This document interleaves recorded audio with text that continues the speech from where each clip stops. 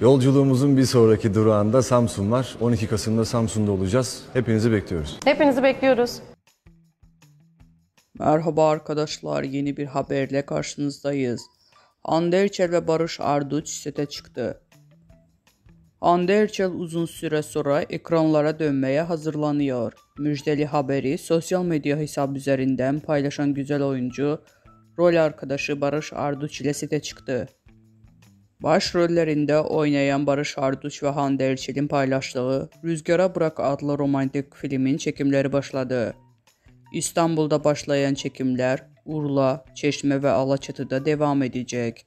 Barış Arduç ve Hande Erçel başrollerini paylaştıkları Rüzgara Bırak filmin çekimlerinin ilk görüntüleri yayınlandı. Oyuncuların birlikte pozları "Biz sete çıktık, ilk ve en tatlı kareleri sizlerle paylaşmak istedik" notunu bıraktı. Bizden bu kadar arkadaşlar. Videoların devamını gelmesini istiyorsanız da kanalımıza abone olmayı unutmayalım. Hoşça kalın.